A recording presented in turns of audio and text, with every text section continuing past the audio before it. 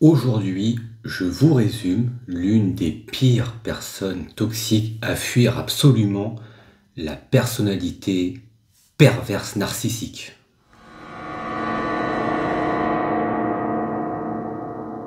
Ça commence toujours de la même façon. Un regard, puis un sourire. Cette personne vous fait ressentir le bonheur, vous vous sentez unique, elle vous parle d'avenir. Mais en réalité, ça n'est pas de l'amour. C'est le piège diabolique pour vous épuiser, vous rendre malade et vous détruire. C'est ça la personnalité perverse narcissique. Alors sans plus attendre, regardons le sommaire de ce que nous allons étudier aujourd'hui. Pour cette première vidéo sur le pervers narcissique, je vous propose 3 parties. Alors, mon but, c'est de vous expliquer de manière très simple le fonctionnement du pervers narcissique. En première partie, nous allons voir ce que dit le DSM-5 sur lui. Alors, le DSM-5, c'est le manuel de référence des troubles de la personnalité. Il y est répertorié entre autres le type paranoïaque, l'obsessionnel compulsif, l'antisocial, etc. Et dans cette partie, nous allons voir ce que dit le DSM-5 au sujet du pervers narcissique. Ensuite, nous allons faire l'analyse du terme pervers narcissique. D'un côté, nous étudierons l'aspect narcissique, c'est-à-dire l'idéal de soi et son ego surdimensionné. Et de l'autre côté, nous avons le mot pervers. Mais s'agit-il de la perversité ou de la perversion ? Il y a ensuite une dernière partie que nous étudierons dans cette vidéo pour compléter le sens du pervers narcissique, donc restez bien jusqu'à la fin. Et pour finir, nous allons synthétiser son mode opératoire au travers ce que j'ai appelé le triangle mortel. Vous allez comprendre pourquoi. Voilà pour aujourd'hui, nous allons comprendre les bases de ce trouble de la personnalité. Et si cela vous intéresse, j'ai déjà fait une vidéo dédiée au passé du pervers narcissique. Pourquoi son enfance brisée l'a rendu comme ça aujourd'hui? Je mettrai le lien dans la description. Allez, installez-vous confortablement et c'est parti pour cette vidéo découverte du pervers narcissique. Pour poser les bases, le diagnostic de pervers narcissique a été formulé pour la première fois en 1986 par le psychanalyste Paul-Claude Racamier, qui le définissait comme une personne utilisant la perversion comme mode de relation à l'autre, en alternant séduction, emprise et destruction. Vous allez comprendre pourquoi dans cette vidéo. Mais aujourd'hui, que dit le manuel de référence, le DSM-5, sur le pervers narcissique? Eh bien, comme le manipulateur, le PN n'y figure pas. Ça veut dire que ce trouble n'est pas reconnu officiellement. Et c'est ce qui explique en partie la grande confusion qui entoure cette figure et qui pourtant est bien réelle dans de nombreuses relations toxiques. Par contre, le trouble de la personnalité seulement narcissique y figure bien, lui, et vous verrez dans la partie suivante ce qui le caractérise. Mais alors, comment se fait-il qu'on parle autant de lui, le pervers narcissique? Eh bien tout simplement parce que cela fait écho à une souffrance en nous, qui est celle de trouver l'amour. Le narcissisme. Alors, on a tous besoin de l'être un peu, mais si votre partenaire est très narcissique, mais uniquement narcissique, c'est déjà très dur à vivre pour vous, car tout tourne autour de lui. Rien d'autre que sa propre image ne l'intéresse. Oui, parce que l'estime de soi, c'est le rapport à soi, mais le narcissisme, c'est le rapport à l'image de soi. C'est tellement insupportable pour son entourage, car non seulement l'image qu'il renvoie doit être grandiose, parfaite, et en plus, il ne s'intéresse à personne d'autre que lui. On le voit dans le mythe de Narcisse, c'est un jeune homme qui est très beau, toutes les femmes représentées par des nymphes lui tournent autour, mais tout ce qui l'intéresse, c'est sa propre personne. Alors oui, il les fait toutes souffrir parce qu'il ne les regarde même pas. Il ne s'intéresse pas à elle, mais il ne choisit pas une nymphe pour la détruire. Par contre, un jour, il tombe enfin amoureux, mais de lui-même, en apercevant sa propre image dans le reflet de l'eau. Et la légende dit qu'il est resté là à se contempler jusqu'à mourir. Donc en résumé, une personne narcissique peut être égocentrique, superficielle et très autocentrée, mais ça n'est pas forcément toxique dans le sens destructeur du terme. Elle ne vous manipule pas, n'impose pas un contrôle sur vous et n'a pas pour but de vous rabaisser ou de vous dominer. Il n'y a donc pas une relation d'emprise sur vous avec le narcissique. Ensuite, il y a le mot pervers. Et quand on dit cela, est-ce qu'on parle de la perversion ou de la perversité? La psychanalyse a bien une définition qui différencie les deux.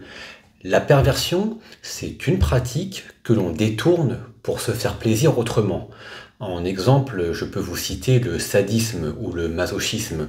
C'est pour se faire plaisir avant tout. Après, chacun fait ce qu'il veut tant que l'autre est d'accord, hein. Mais la perversité, c'est tout autre chose. On passe à un autre niveau, puisqu'elle se définit par l'intention de dominer et de détruire sa victime. Donc vous voyez, on y vient. C'est ce que l'on retrouve chez le trouble antisocial, ou plus communément appelé le sociopathe, voire le tyran. Et c'est là que le pervers narcissique se distingue. Il cumule les deux. Il détourne la relation, c'est de la perversion, et il cherche à vous détruire, c'est la perversité. Il a donc une vision inversée du bien comparé à nous. Faire le bien, ça veut dire se faire plaisir à soi et à son ou sa partenaire.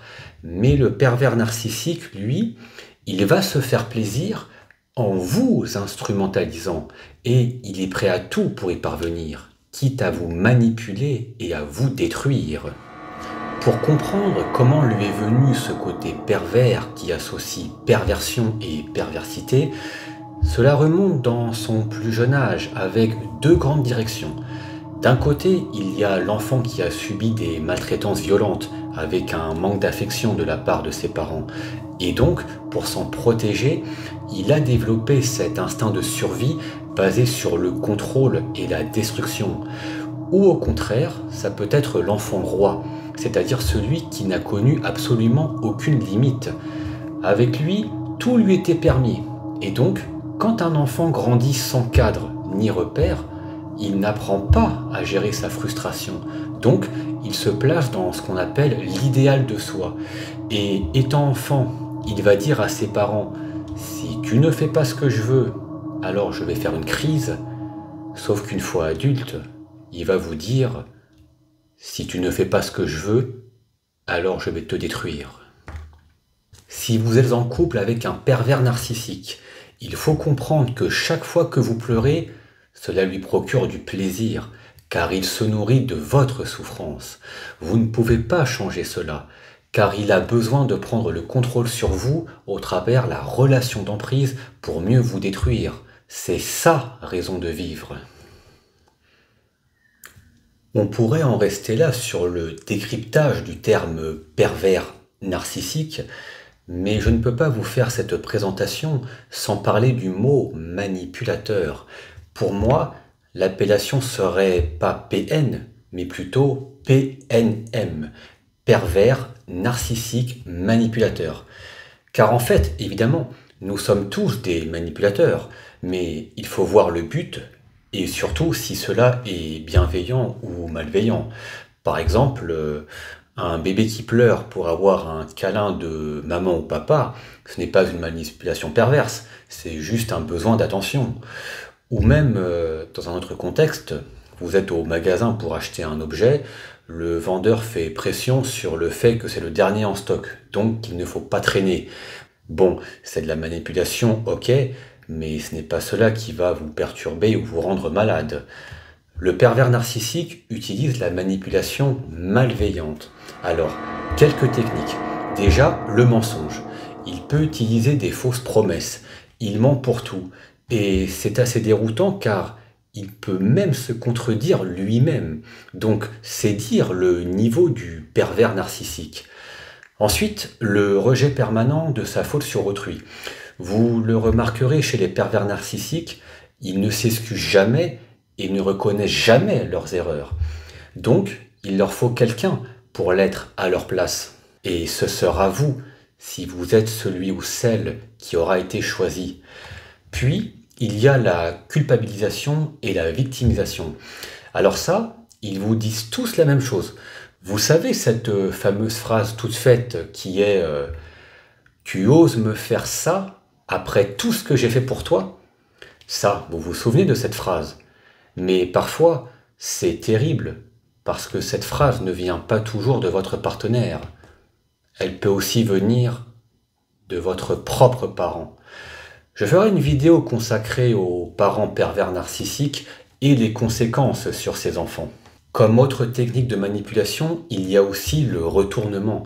Alors ça, vous savez, la personne va vous rendre dingue, vous harceler, vous pousser à bout, puis une fois que vous aurez explosé, il ou elle va vous dire « Tu vois que c'est toi qui es malade ?»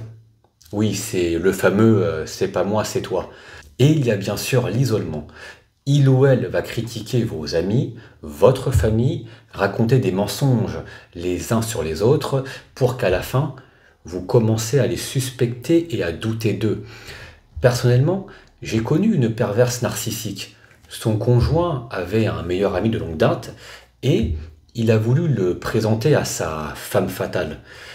Et après leur rencontre à tous les trois, cette femme, pour l'isoler, avait dit du bien de ce meilleur ami auprès de son homme, mais pour sous-entendre qu'elle pourrait être attirée par lui.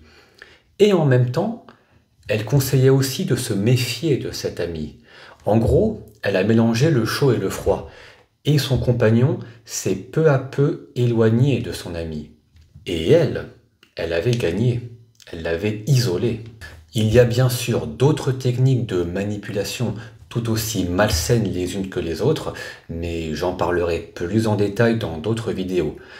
Maintenant que la manipulation est expliquée, nous allons attaquer la dernière partie, le triangle mortel du pervers narcissique. Alors à ce stade de la vidéo, nous avons étudié l'aspect narcissique, c'est-à-dire que rien ni personne n'est au-dessus de lui. Ensuite, nous avons vu l'aspect pervers, il va vous instrumentaliser pour se faire plaisir, pour ensuite vous détruire. Et nous avons vu le côté manipulateur, c'est-à-dire ce qu'il utilise pour parvenir à ses fins. Isolement, mensonge, victimisation, etc. Je n'en ai pas parlé, mais on peut aussi rajouter le côté machiavélique, c'est-à-dire que le pervers narcissique prépare 2 ou 3 coups d'avance pour vous détruire. Maintenant, comment synthétiser son mode de fonctionnement de manière simple? Eh bien, regardez. Le charme, la confusion, puis la destruction. Ce triangle mortel est une boucle infinie qui commence toujours par le charme. Il ou elle vous séduit, vous fait croire à une histoire unique, vous êtes le plus beau, la plus belle, etc. Alors une phrase qu'on entend souvent, c'est « Je n'ai jamais ressenti cela pour quelqu'un, tu es vraiment l'homme ou la femme de ma vie ». Alors, toutes les personnes qui disent cela ne sont pas des pervers narcissiques, mais c'est dans leur mode opératoire. Puis vient la confusion, des paroles qui se contredisent, des comportements qui vous troublent, des critiques déguisées en conseils, vous commencez à ne plus rien comprendre. Je vais vous parler d'un exemple qui existe vraiment. Un homme rejoint sa femme dans le bain. Il commence à lui faire un petit massage dans le dos. Et tout pourrait croire à un moment romantique et d'intimité. Et là, brutalement, elle lui demande s'il possède le parfum de telle ou telle marque. Bon, lui est un peu surpris, mais il répond que non, il ne possède pas ce fameux parfum de cette marque dont elle parle. Et bien là, elle lui répond « Donc tu es pauvre ». Vous voyez l'idée? C'est là que la destruction commence. Attaque, isolement, humiliation, épuisement moral. Soit vous ne comprenez pas ce qui se passe et vous sombrez dans la souffrance, soit vous décidez de partir et puis là, il ou elle remet son masque et le charme revient. et on revient au début de la boucle. Et cela peut durer des semaines, des années, voire toute une vie. Vous aurez remarqué que sur ma présentation, j'ai mis volontairement une image d'un homme, mais aussi d'une femme pour représenter la figure perverse narcissique. J'ai fait beaucoup de recherches, mais je n'ai rien trouvé de concret quant à la répartition homme-femme. Mais gardez bien en tête que même si on peut penser qu'il n'y a que des hommes pervers narcissiques, cela est faux. Il existe bel et bien des femmes qui le sont, et leur capacité à détruire psychologiquement leurs victimes est tout aussi réelle. Même le pourcentage moyen de pervers narcissiques, je n'ai rien trouvé que je puisse vous présenter de manière officielle. Aujourd'hui, il y aurait quelques affirmations comme quoi les PN seraient de l'ordre de 4% environ, mais je n'ai trouvé aucune étude qui puisse le prouver. La seule chose que je peux affirmer, c'est que beaucoup de pervers narcissiques sont confondus avec de simples narcissiques ou de grands manipulateurs. Car le caractère grandiose et mensonger de ces deux figures est déjà tellement insupportable à vivre. Mais ce que l'on oublie trop souvent, c'est que le pervers narcissique va bien plus loin. Il ne cherche pas seulement à briller ou à manipuler, il cherche à vous détruire. Si vous avez des questions ou que vous souhaitez partager votre vécu, n'hésitez pas à le faire dans les commentaires. Si vous reconnaissez un proche dans ce que je dis, partagez-lui cette vidéo, ça peut l'aider. Et si cela vous concerne et que vous désirez vous faire accompagner, vous pouvez réserver un appel privé avec moi-même. Le lien est dans la description.